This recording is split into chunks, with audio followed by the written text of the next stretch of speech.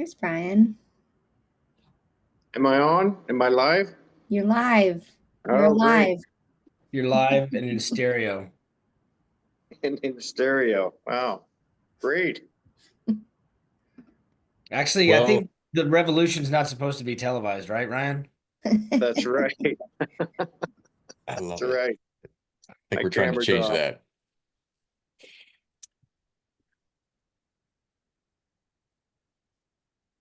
All right. Well, good morning, good afternoon, good evening, wherever you're dialing in from. Thank you guys for joining us today. You have joined the Think Regeneration session number 2. My name is Ryan Slayball, and I'm with Think Regeneration. I'll be moderating tonight's episode.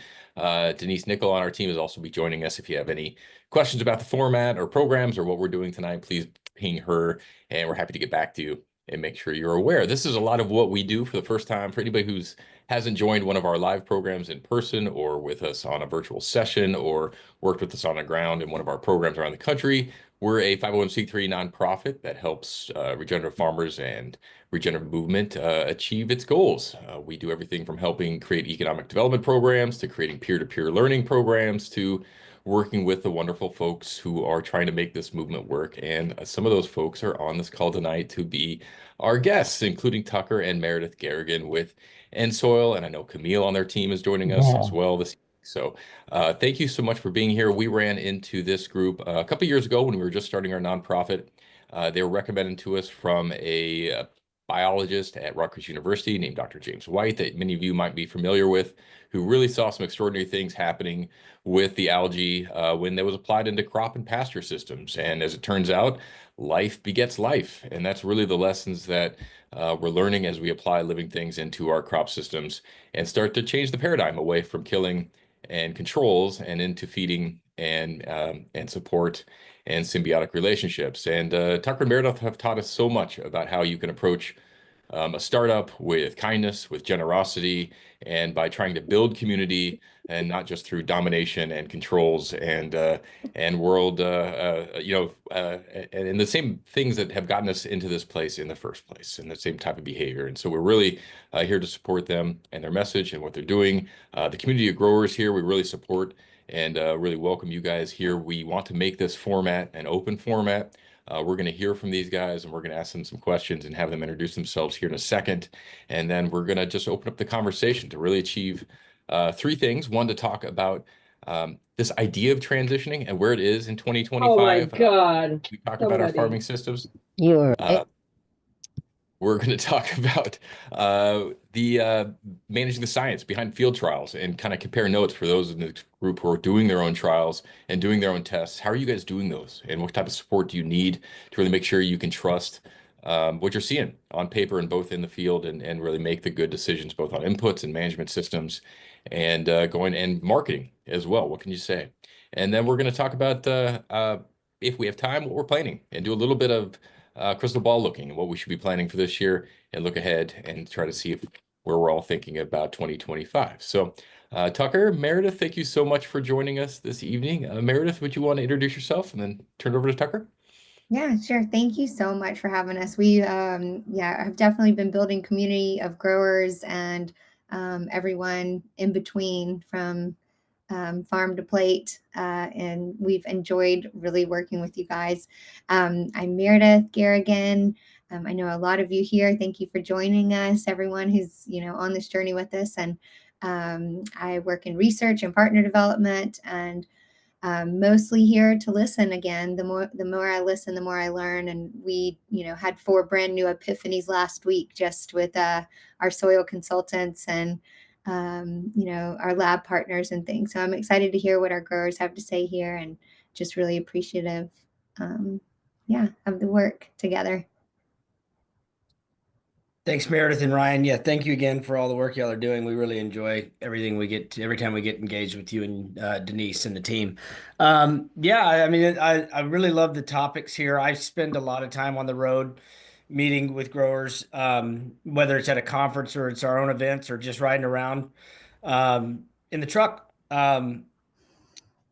2 things you touched on, which I think are really sort of the critical things that can help us all build momentum. I mean, foundationally, it's how do we analyze the soil?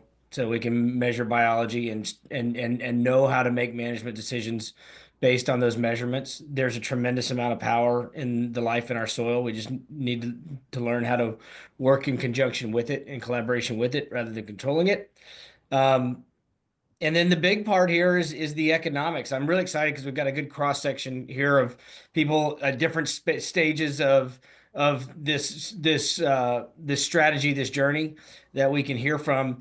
And what we're really after proving to mainstream ag is that the economic barriers that have sort of been existed and been understood are coming down. Technologies like ours and others are enabling it. It's a combination of the power of the biostimulants, the quality of the technology for measuring and understanding the life that's already in the soil, and then the expertise of the farmers and ranchers who are implementing the management practices. As these things converge, the economic equation changes. It changes dramatically.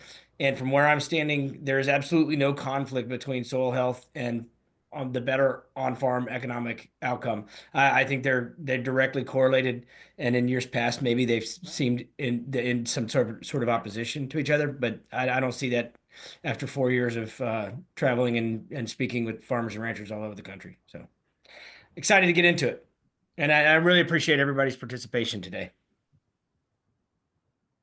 Well, thanks. Well, yeah, let's go ahead and get into it, I guess. And we're going to go ahead and, we got a manageable group here. I think if everybody could be respectful, we'll be happy to, use the raise your hand tool in this program. If you want to raise your hand and go ahead and ask the question, we'll go ahead and call on you and do that. Or just go ahead and post something in the chat as well and flag it and say, hey, I got a question and here's my question, and we'll go ahead and get it answered. But we would like to hear, to go back to Tucker and Meredith a bit, on this idea of transitioning in 2025. I know, Tucker, for example, you were just, in Montana and Kansas and Arizona, and I'm sure I'm missing a few states as you've been driving around. What are the common themes that you see around this idea? And really, when we talk about transitioning, it's moving from conventional synthetic systems and into more biological systems. And we know that a lot of growers are on that track that we work with, certainly. So what are you seeing out there? Well, the most common thing I see is actually one of the biggest challenges, and that's a big gap in the awareness of how to measure biology in the soil. We've been really fortunate with EnSoil Algae in that the results have been consistent and compelling, but a lot of the times it's being sprayed out there. It's not necessarily being measured in the soil before or after. And so while we're getting good results, um, the farm or the ranch is not really in any better position to understand how they need how the biology is going to adapt and how they need to make management decisions based on those changes year over year. So the most common thing to me is a big project that we all have in educating farmers around the technologies that are available to measure biology in the soil and getting them comfortable with it. And so if we talk about policy things that could be done, let's fund that. There's a lot of people working really hard to help promote that, but it needs more effort. The second theme is that where we do have measurements of biology in the soil, we're seeing the outcomes that we have been promoting come to fruition. That means there's an opportunity to reduce the input on fertility and even crop protection and supplement with boosting your biology, and that creates a better production outcome. It creates a better economic outcome. It creates a better outcome with water on the farm, and it creates a better nutrient outcome in whatever's being produced. Meredith, you want to add to that? Yeah, absolutely. I mean, the decisions that farmers have to make strategically throughout the season are complex, and sometimes a moving target. So I think taking the first step or the second step, even into anything new in the program, that we lack that support of education. So we've really focused on that. Why are you seeing these improvements, like Tucker said? and when a grower knows why this improvement has been made, they're more apt to keep up with that practice. Just like any of us, I'll eat that food if I know why it's so good for me, and start seeing the benefits and things like that. So that part, seeing the pattern that everybody's taking a step somewhere along the way. It may be some folks' first step into a biological approach, and it may be somewhere near the end where they've been, working on their recipe for years or decades, where they still want to learn and add something new that's, pretty potent. Something like algae is pretty potent and synergistic in the system. So it's really, really been exciting to see people along the way. But that pattern of, wanting to know more and then wanting to share what you've learned is what I'm seeing in this space. And I really love that. There's not as much competition. So this has worked for me, so I'm going to keep this from everyone. Instead, this has worked for me. Let me show you what I did and where I made my mistakes, just like we're doing here tonight. Makes sense. So maybe let's go through the journey of it. A farmer who's moving through these systems and trying to transition a bit, and kind of what you're seeing overall. Maybe we'll pick a couple different, common places on the spectrum, if you will, where we find a lot of farmers. So let's start early on with a farmer who's just starting. Say they've got a large, a medium to large scale farm. They've been using mostly conventional systems for the most part. They maybe perhaps have just inherited the farm from their father or grandfather or cousin or uncle, and they're looking to do something a little differently. And they know they've been hearing about biologicals. They've maybe gone to a soil health conference, and now they're coming back and going, okay, now what? How do I start this thing? How do I actually dip my toes in the water, or do I go all in, or what's the right rate of change to really make sure that A, I'm learning, and B, that I'm also being careful too. Well, I don't know if Jason fits that description exactly, but I know he's been down this path a little bit, but still working on his strategy and the best places to start. Jason, you mind sharing a little bit about your background and where you're at with your work and what you're trying to do with the biology on your farm and Sure. and what you're trying to accomplish? My name is Jason Opine. I farm Northeast Iowa. I spent 20 years after college in Chicago. I worked at the Chicago Board of Trade, was a broker for 15 years. And in 2017, things had changed a lot at the board. We'd had kids, got married. It was time for a change. So we made the move back to the farm. I had kind of been researching regenerative agriculture before that, running across names like Jason Mock, Mitchell Hora, Dave Brown, Ray Archuleta, and dove into the biology side of it. My dad had sold chemicals and liquid fertilizers for 40 years. So we'd always used something like that on our farm. When I came home, he had been doing some cover crops, but it was mostly because the NRCS would pay him enough to put that cover crop out. And it was predominantly under the understanding that we were just saving soil from erosion. So I came back with all these ideas of systems in the soil and biology and how we could increase our organic matter, increase our carbon, increase our biology, and then they feed more so we would have healthy plants. So I started tacking healthy plants. I wanted healthy plants, and then started learning more about it. And I think that's kind of a keystone in all of this is knowledge. And the more you learn, the more questions you have, the more there is to learn. And that's because it's a system. One is working with the other all the time. So if you're being a farmer and forceful and trying to get a goal or an achievement, you're going to force something, and that's going to cause a problem. So the more I learn, the more I understand that I have to back off of my synthetics and ease them off. But at the same time, I'm still a farmer, and yield goals are important because they do pay bills. So I've studied the biology side of it, trying to learn what root exudates work best with what biology, what gets activated. We have a soil health group in our area that we started just because we're all we're all making mistakes and trying some crazy stuff. So it's kind of a support group where we can bounce ideas off each other and how things went wrong and what I missed. Somebody can tell me what I could do different that it might make it work.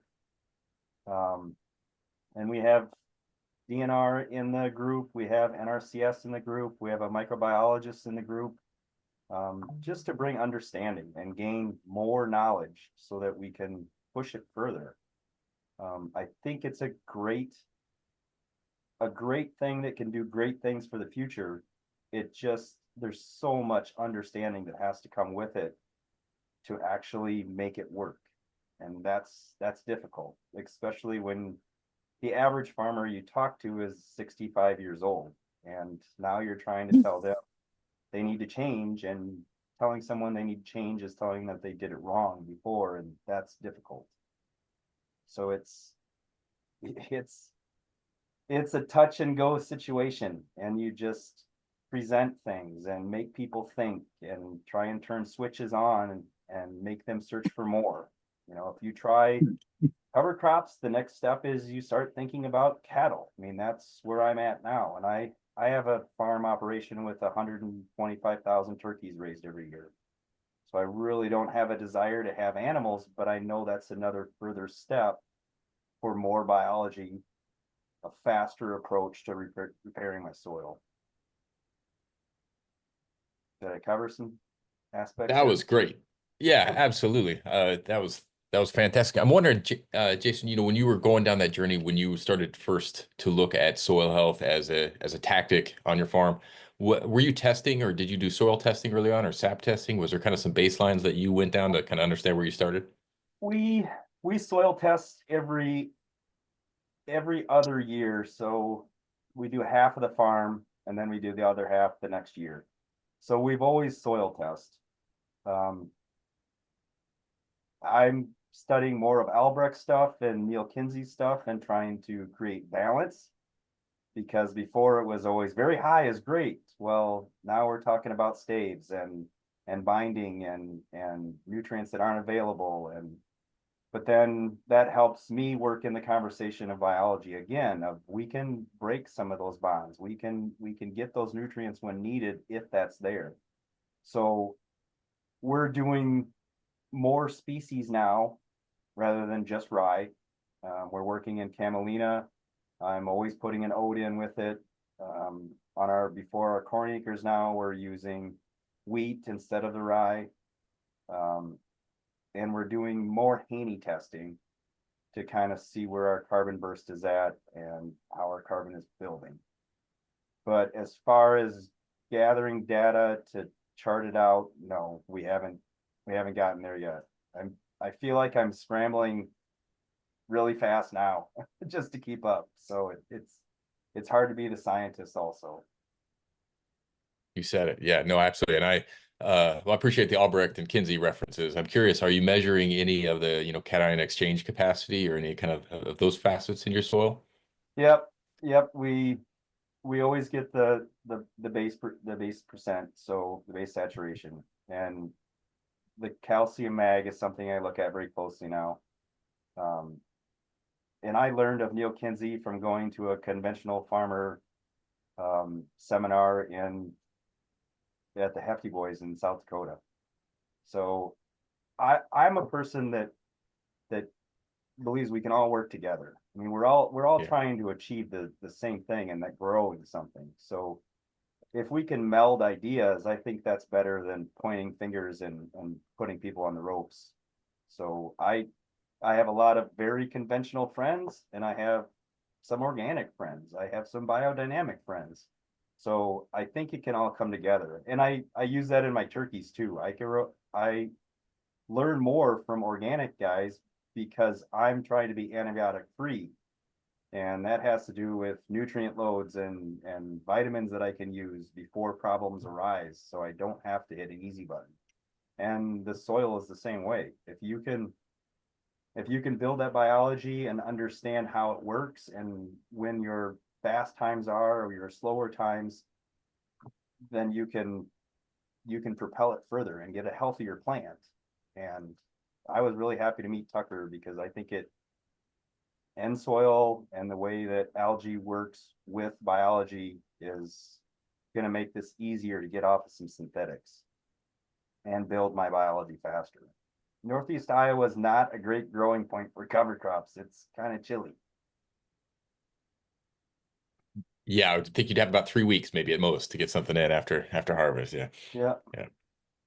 That makes sense. Well, we have a couple questions. Thank you for asking. They were curious, how often are you soil testing, and what are you finding that you're then, how is that determining your decision making overall, or how's that, helped you make input decisions? And then also any thoughts on other, pieces of the biological puzzle like fish emulsion, wood chips or mulch, etc.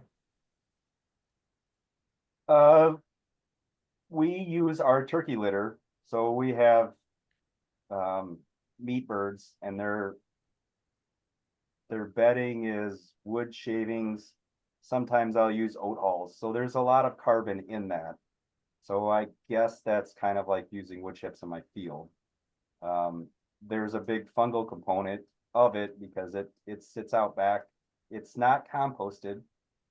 We don't turn it, so it is pretty stagnant.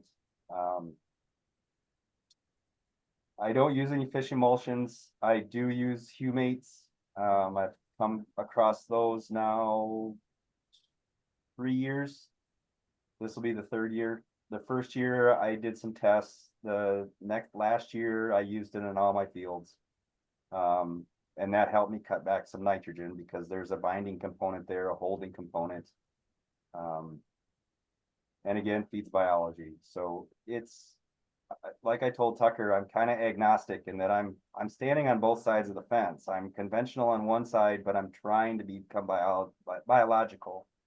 I do have a father that he is the farmer. He is the farm, and he will be the farm until he's under the farm. So I will never have total control. I have to show results to somebody. I appreciate that. Our program's gonna be working with in the Pacific Northwest in a few weeks with some landowners and their tenants on this issue exactly, and bringing everybody together to try to look at biological, soil management, what that means. How do you actually appreciate an asset on the farm and not just pay depreciation every year? And can we look at soil as one of those, aspects? We see a lot of management plans around the country where people have equipment management plans and contracts with their landowners. They have structure management plans on keeping up the structures on the farm, but very few have soil management plans that they agree on and sit down and go, this is how we're going to manage the soil and make this better. And so I think that's one of the shifts that we can see and we can encourage, is just having that conversation on an annual basis if we can get there with landowners Right. around that. And I love that, changing soil into an asset, because right now it is a liability. If you're a full synthetic program, you have to continually feed that plant. And it's because your soil is not doing it for you. And that's a liability. Liabilities have to be paid into. Assets make you money. And it just makes sense to get the soil working for you and step back and let it go. That's a true asset. Absolutely. Appreciate that. Tucker, there's a question for you in the Yeah. chat about how you recommended measuring soil biology and also the soil food web. So I'm gonna actually, if you don't mind, I'll touch a little bit on this. What does the algae do? And then I want Meredith to jump in on how we're measuring, because it segues right in. So what the algae, this is a freshwater microalgae. It's found all over the world, in every body of freshwater in the world. And when it's deposited on soil, and sort of think of a river delta environment, when floodwaters recede, this algae gets deposited on soil. It releases signaling molecules, and it's basically telling all of the microorganisms that the conditions are right to get active. There's a fuel source here, and so it's the phytohormones in the algae that wake up and stimulate biological activity. So what we're going to be attempting to do in at Jason's farm is apply the algae and have it actually enhance and complement what he's already doing. He's already got that carbon out there that's going to help feed the biology. And so we're going to just amplify what's going on there. If you get the biology working, that's your primary driver nutrient cycling. That's why Herb's got the best oranges in the Southeast or maybe anywhere. It's the biology that's driving the nutrition, but in the act of doing that, it's also creating all the structure you need in your soil, so your water can be infiltrated more efficiently, and you can hold it better. And all these things are what tie to economic outcomes that are better for the farmer. So Mhm. what the algae is doing is stimulating and feeding the biology. It's enhancing chlorophyll in the plants, and it's giving the plants some additional stress adaptation. And Meredith, you want to explain the various testing methodologies we use? Yeah. Yeah. Like Tucker said, we have, after application of algae, we're using several methodologies to measure improvement in the system. We have, you know, we utilize Haney test. We utilize a PLFA. We like to use genomics testing. And we're also using plant tissue, sap analysis, and we're moving into studying phytochemicals. Now, what we're trying to do below ground is help tell the story of functionality by layering in many different methods of soil testing. Is for us, we want to use as many learning tools as possible to see all aspects of this very complex system. It would be very hard for a grower to run all of these samples. So, we've tried to create a support team with our different lab partners, with our consultants, to help the growers kind of pull these samples and understand what's happening. These samples are showing us increased soil respiration. We're seeing initially the very biggest jump that we see after adding the algae is an increase in microbial diversity and mass, which lends to that soil respiration increase. These things, are measured through the Haney test and also total nutrient digestion. What do we have there in the soil? I mean, just last week we were looking at our TNDs and Liz noticed, well, we're looking at this long-term fertility being increased by supporting the life in your soil, where the mindset in the past has been that we're mining those soils, and that's, depleting those soils because we're mining them in this way. But when you're supporting that microbial life and really watching this through these measurables, you can see that we are helping increase soil functionality, which lends to long-term fertility. It's just like diversifying anything in your life is going to create more resilience. It's about risk management.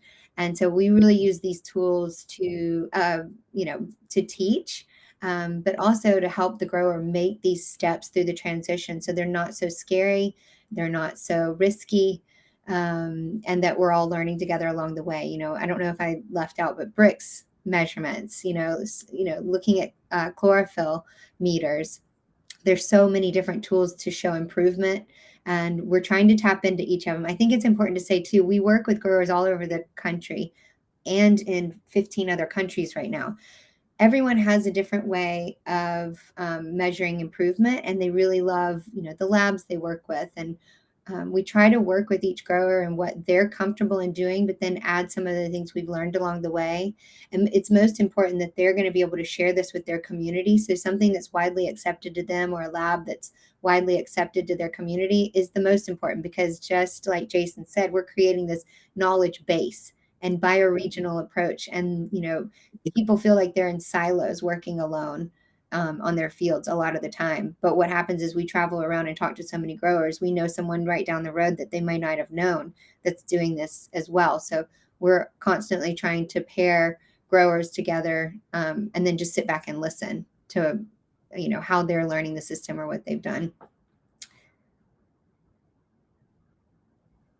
Thank you. I appreciate that. Knowing we want to cover a couple topics on this, I think that's a pretty decent segue into kind of this idea of managing trials and testing trials, and like how do we on our farms measure twice and cut once, I guess, just to get to the punch and make sure we don't have to go recorrect things that we're doing in the field, and we keep making continual progress. I know Herb's done a lot of that on his farm, and I know there's quite a few testers on this group who are trying to explore how we measure this stuff and how we actually make decisions on this stuff. So, Tucker and Meredith, I was wondering if you wouldn't mind talking a little bit about kind of starting that conversation overall, looking at, what type of trials are you seeing going on, and even like what size of trials you're seeing going on, and how are people and farmers and ranchers comparing the results and trying to work together. We've already heard Jason mention he's working with a group of peer-to-peer learning where they're working together on these things. What are you seeing groups who are actually able to coordinate on trials too at this? So let's start that conversation. Meredith, Tucker?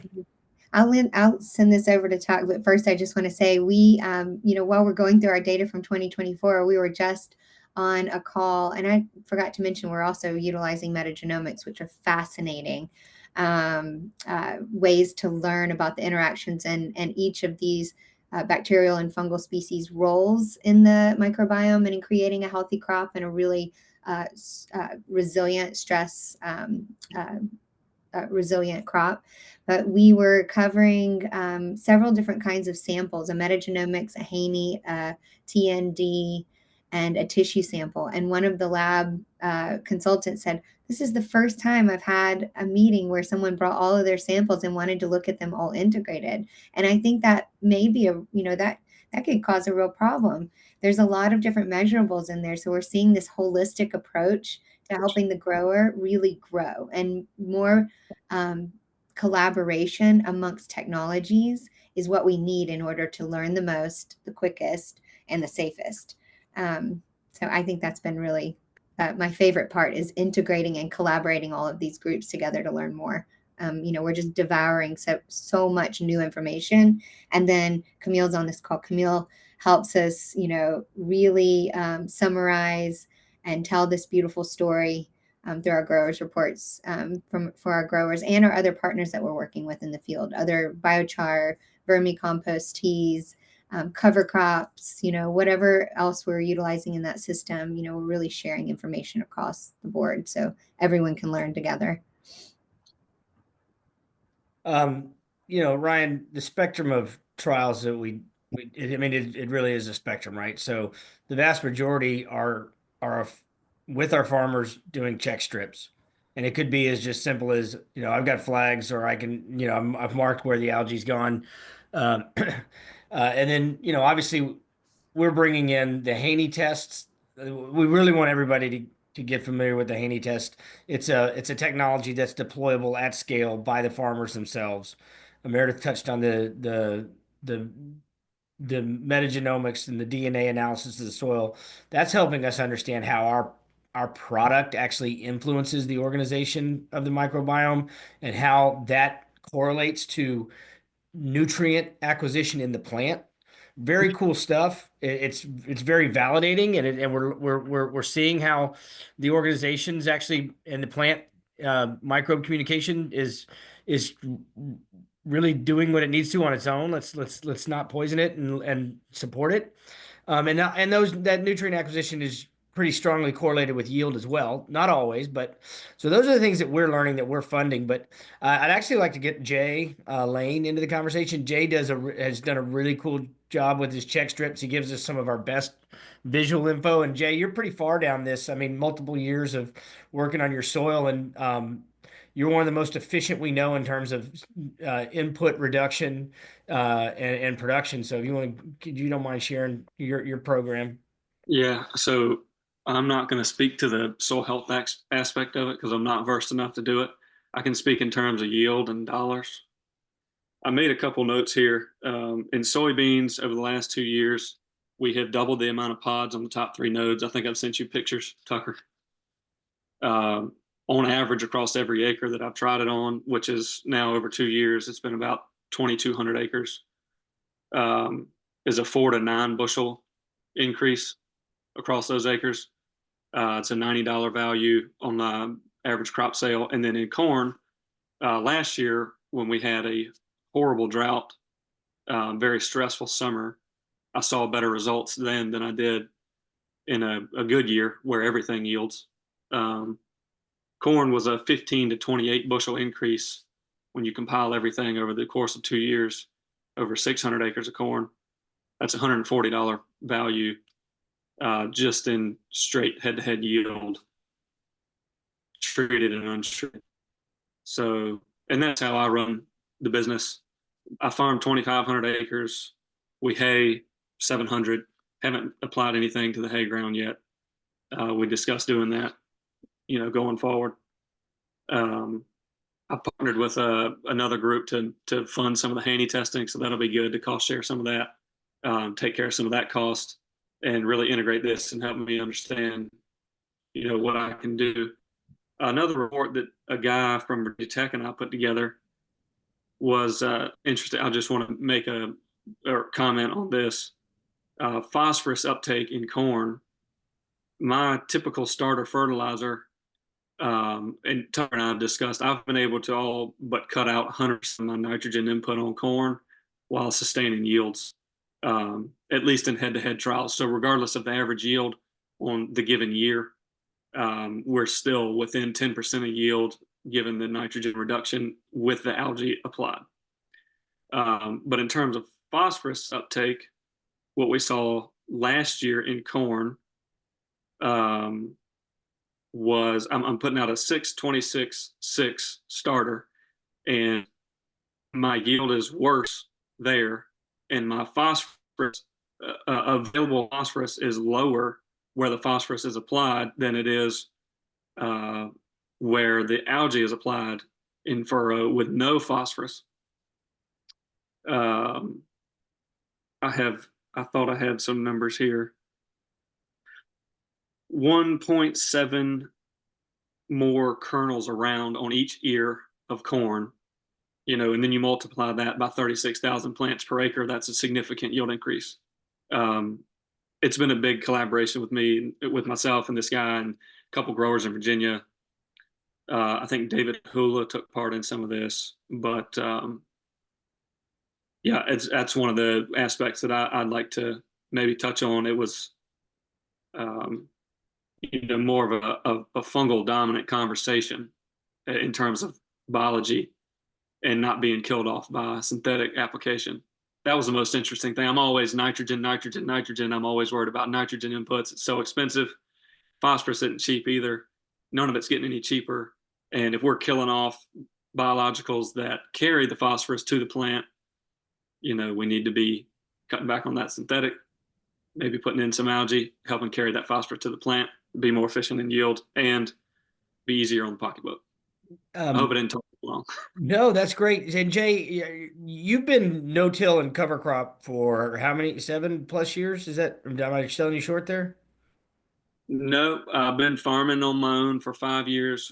Started 5 years ago. I've been no-tilling and cover cropping for 3 years, full scale.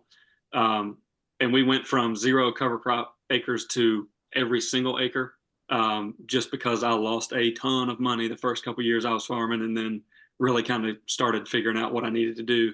Okay. And we've really kind of honed in on this. I mean, from a plant health aspect, just from a drone shot or riding down the road, you can definitely tell a difference. And then soil respiration, retaining water runoff, rainfall retention versus runoff. I mean, there's a noticeable difference in my fields versus conventionally tilled ground around me. So, and now water you're is down our limited. You're down to a fraction of the applied nutrient of your county average, correct?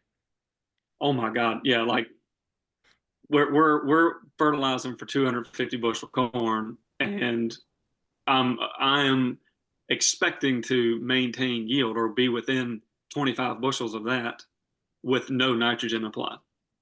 At a minimum. We've achieved this before, but it's not consistent enough. I'm a very data-driven farmer, and I cannot justify applying nitrogen according to the analytics, but I still do it because, you got to apply nitrogen to corn to get it to grow. I'm too scared not to, but I shouldn't. According to the numbers, I should just cut it out, but I haven't brought myself to do that yet. Well, excellent. Meredith, can you add a little bit of color? We talked about the phosphorus issue, and he actually mentioned David Hula, which is within that group we did the trials. Can you tell us about how we saw the influence of the algae on the mycorrhizal network and how important that is for phosphorus transfer? Yeah, I mean, you just said it right there. We are seeing that very consistently as this phos cycling is supported by the mycorrhizae group. algae and fungi are the oldest of friends, billions and billions of years ago, formed a symbiotic relationship. So we do see in these tests, and the way we, would be able to, explain why you're seeing that phos cycling is that increase in our buscular and endo mycorrhizae. Christine Jones has a great bit of information that you could dive into about the carbon phosphorus cycling.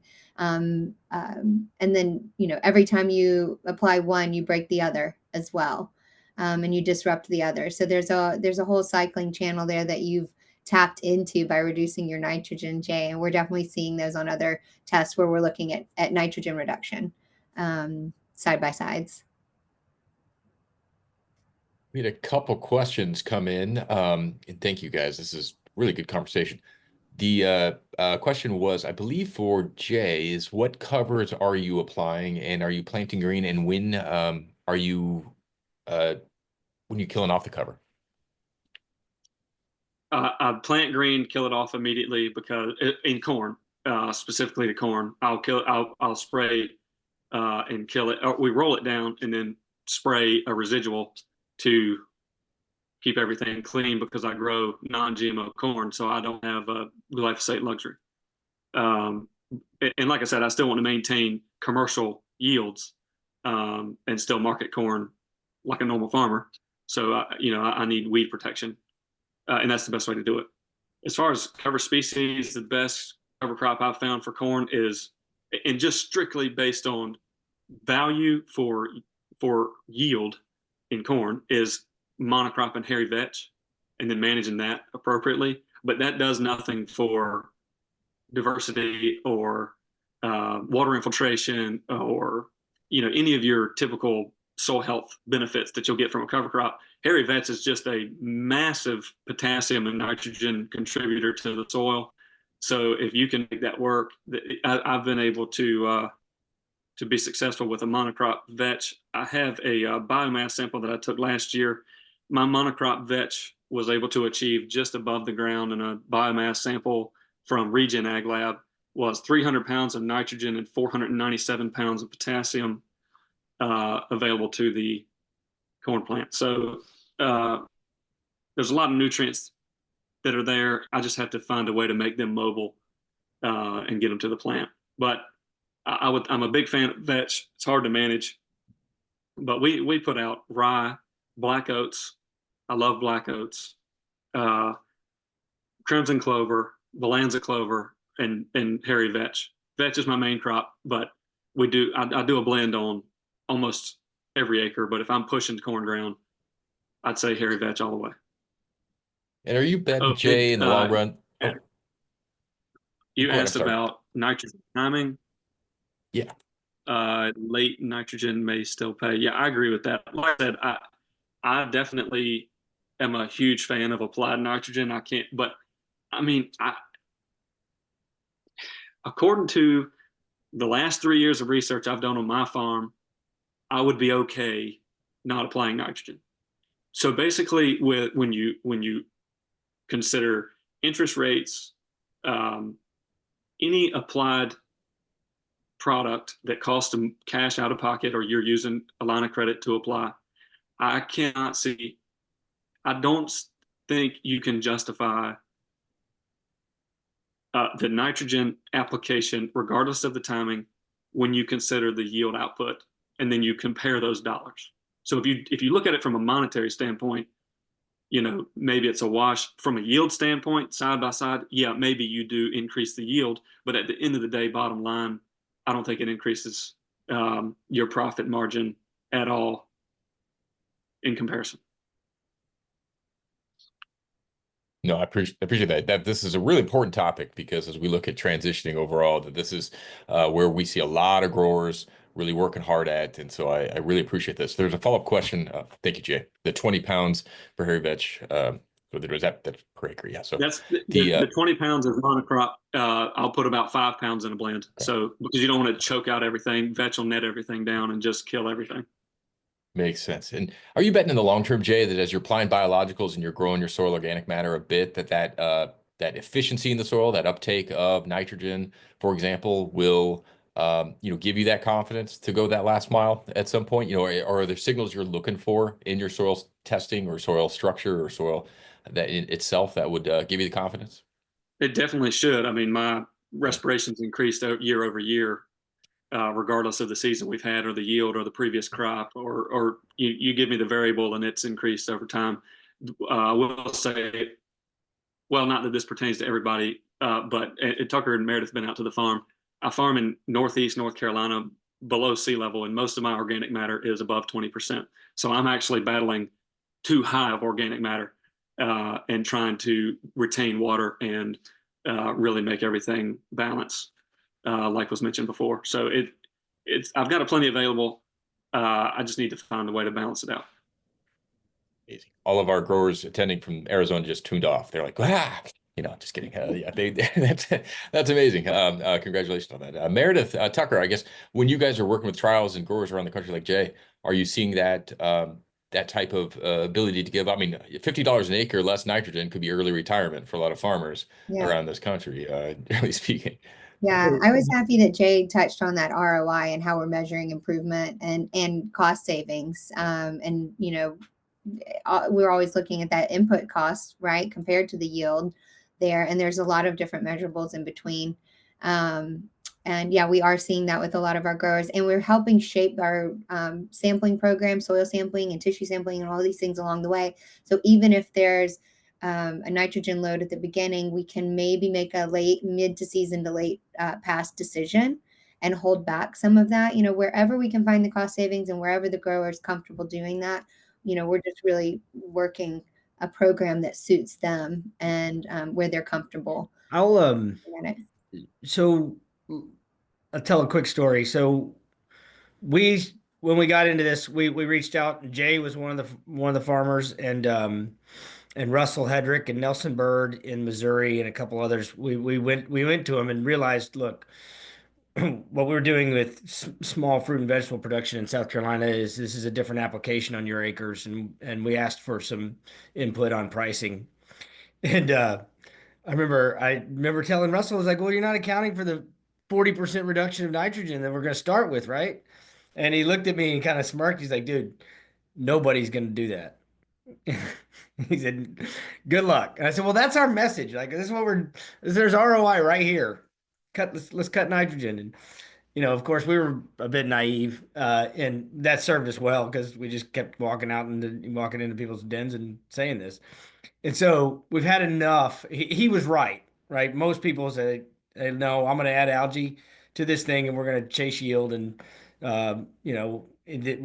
we've been very fortunate that it's delivered in a lot of places, not everywhere. I mean, when guys are having great years, the algae in a couple spots, you're not moving the needle that much on 300 bushel corn.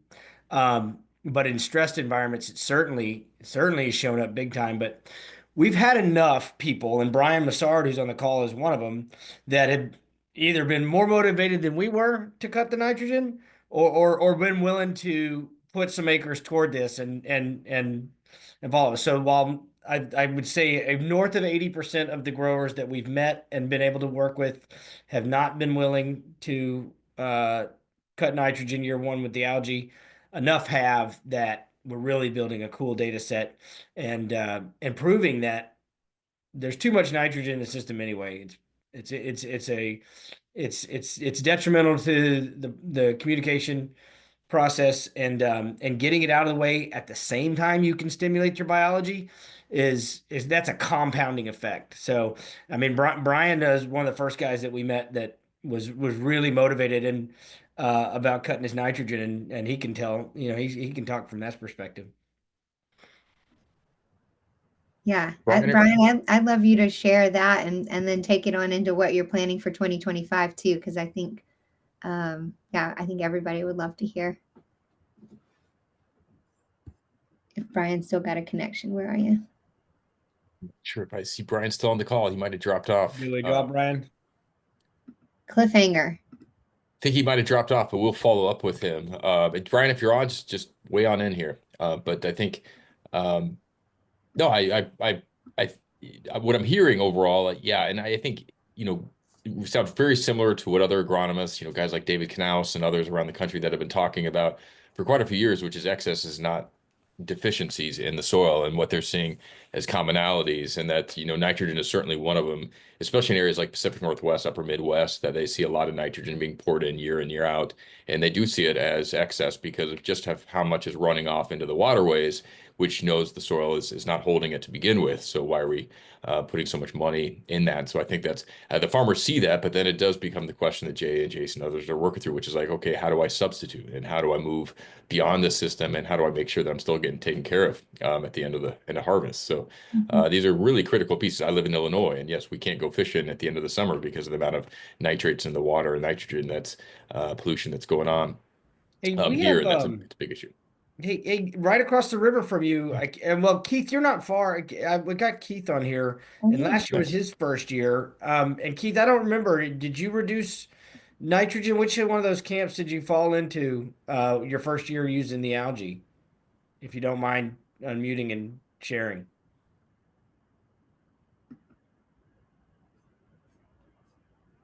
Well, he may not. I might have caught him while he was going to the refrigerator. Probably, but no, appreciate. Well, is anybody else on the call want to weigh in on that? Is anybody else looking at nitrogen specifically? Jay, did you say you cut nitrogen out totally in that trial and your yield was almost similar? Or did you say you cut back? So I took a 200-acre farm and with a pretty consistent soil type and elevation, and a third of it was full rate, third of it half rate, third of it no nitrogen, and the yield was pretty much flat across the board. I mean, the high mark was 183, the low was 179. So. And you're using And that was on a significant amount of acres, I think. You're using 624.6 in furrow starter there? Yes. Is your soil temp above 50 when you're planting corn? Yeah, most of the time. Yeah, sometimes I'll, try to wait, but yeah, most of the time, my soil is so heavy, I just can't wait because it gets so hot here in the summertime during pollination. I've got to take advantage of the early planting window. We'll plant corn when soil temps aren't 50 yet, and that's just because it's just sticks around cold here. Now we're hoping that it starts to warm up, but until you get above 50, you're not going to have phosphorus transference through microbial activity. So that's why a lot of guys use an in-furrow starter. And I guess then that goes back to a question for Meredith and Tucker. Do you think EnSoil Algae, with the way it works, if I'm getting this right, metabolites, will they excite that biology to come out of a dormancy and start working on phosphorus earlier so that I could, without fear, take my 624.6 out of my in-furrow so that I don't have to worry about phosphorus? Because I know by using that phosphorus, I'm not getting that early 7-day attachment to a mycorrhizal, because it needs to attach to that root in the first 7 days or it does not form that relationship. And I'm nipping that in the bud by having that phosphorus in furrow. I'd love to take it out, but I have fear that that young cord seed coming out doesn't have phosphorus available to it. I would actually, Meredith, do you mind if we ask Dr. Ladley? I know he's on the call. Jim, Yeah. did you get that question? You're on mute, Jim. What question was that? Hey, it was Jason had a specific question about phosphorus as it relates to the algae being able to stimulate enough biology for him to remove the phosphorus from his starter. Jason, you want to? I use 624.6 starter in furrow with my corn, just on the basis that my soil temps are below that 50 to 60 when phosphorus starts to loosen. So I'm trying to get an early form of water-soluble phosphorus available to my corn plant in that early growth stage. And I know I'm cutting off my nose to spite my face because I'm not getting a mycorrhizal association, because I'm providing the easy button there with that with that 624-6. So if I use EnSoil Algae and pull the 624-6, can I use the metabolites produced by the algae to excite the biology at a colder temp? I would say probably yes. If you look at Midwest soils, there's plenty of P and K that's in the soil. It's been dumped on for how many years? It's just not available because we've taken out the biodiversity. And it's the biodiversity that runs everything. You know, in our program, regenerative program, we focus on biology, energy, and nutrition. And, you know, our job is to make the farmer more profitable and sustainable. And so we're adopting a lot of the things that you've talked about here. My whole thing, the way I kind of look at things is, if you understand life, if you understand nature, you understand life. If you understand nature, you understand God's creation. If you understand nature, you understand how you should be farming. And, you know, I'm 77 years old, and I was raised entirely on the farm, 9 kids, and everything we ate was off the farm. And we were really organic farmers, and we didn't even know what that term meant. But we're all healthy yet. And, you know, so anything that will drive biodiversity in anything in life is the foundation to health and performance, period. And so much of what we've done in industrial ag is just the opposite of what we should be doing. We're also in human health in what we're living with. But, you know, so I think that's important. So what we do is we're driving what we call, in a regenerative approach, a natural biocontrol and stay green stacking technology and system. And so everything that we bring into the program, we weigh against that. And so we're doing natural biocontrol with things like chitosan, yucca kohala. And I think now the green algae is another technology that will fit right into that. And from the energy point of view, energy is what drives everything. So the more energy you can produce, the more of a driver you have. And the plant is driven on energy.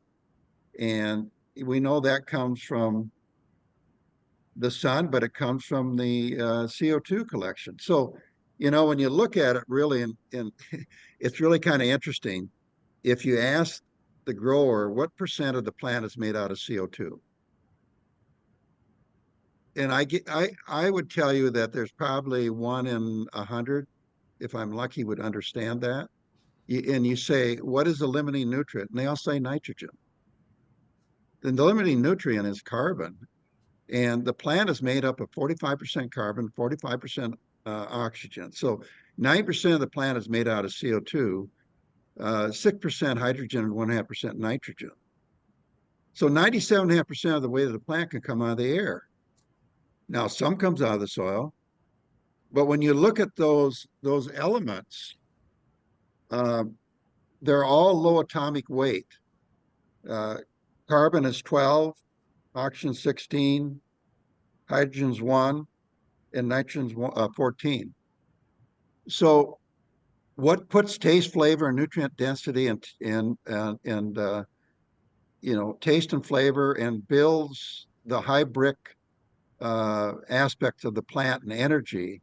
It's all your heavy atomic weight trace minerals. Like, you know, you got moly at 95, zinc at 63, copper at 63, and iron, you know, at 55, etc. So that's kind of the part that I focus on. And, you know, the atmosphere is made up of what, 78% nitrogen, and it's free. But if you're overloading the soil up front with nitrogen, you shut the whole natural system down. You're not taking advantage of it. Yeah. And so what we do is we drop that off as much as we can. And you got a gradient that based on where you're starting with an individual grower. But we've got now biologicals that will give us 50 to 90 pounds of nitrogen with a foliar application in season. There we go. Mhm. There So we go. we can come back when we really need that. And if you have late in corn development, the form of nitrogen that you have available to the plant can make as much as, and I don't have that right in front of me, but you could be looking at 15 to 25 bushel on the form of nitrogen you got available to that plant. And so, Yeah, there's a well, lot of, I hate to cut you off. We're running out of time Yep. Today, but let's focus on this in the future. This is a big topic. Nitrogen management is what I'm hearing from this group is worth an hour in itself, I think. So I just want to make look. one other comment. One of the And things that we please do. make it quick. We Okay. need like 30 seconds or less, please. Well, go ahead. No, I'll just shut down. Okay, go ahead. Okay, I apologize. We try to keep these to an hour just so that the rewatch is consistent across the board. So thank you guys and everybody for joining us this evening. We really appreciate the discussion and the deep dive into these topics. Meredith or Tucker, I would love you to take it home and wrap this tonight. Appreciate you joining us. Yeah, thank you so much, everyone. I'll be quick, but just know we're all here to answer any other questions and to continue the discussion. We definitely want to follow up, Jason, your question about in-field application. I have some ideas there on right recruitment and what the seed needs. So we'll discuss that. Thank you, everyone, for being here and sharing your stories, guys. I really appreciate you being along with us and helping us learn. And having gotten us here. And what we're looking forward to in 2025 is helping more growers feel more confident in these kinds of decisions. And so we've got a great support team built for that. And we're happy, ready for it. All right, and we always come away with more questions. That's how this thing unfolds. So That's to be continued. Thank you, Ryan and Carl and Jay and Jim and Jason and everybody. Denise. It's been fun. Denise, looking forward to connecting and seeing you again. So thank you all. All right, everybody have a good, happy rest of your winter, and you can learn more at thinkregeneration.com. Otherwise, we look forward to seeing everybody at the next session, and we will have this recording live, or I shouldn't say live, on our YouTube channel early next week. We'll send out a link. So thanks all. Thank you. Thank you.